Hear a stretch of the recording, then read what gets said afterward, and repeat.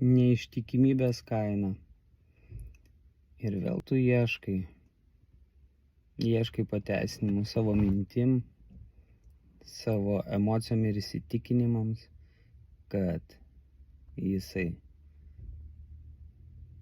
tau neištikimas. Ir randi, nukeli tiesiog jį nuo jos. Ir kaip tu gyvensi su tuom, su to vaizdiniu ir ta žinia, greičiausiai ketini išsiskirti su juo ir ieškoti vėl to vienintelio. O kokia tikimybė, kad rasi jį?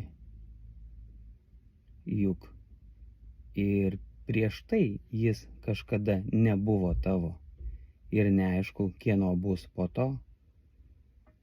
Tai kaip toks suvokimas, kad visada esi tik tai savo eilėje.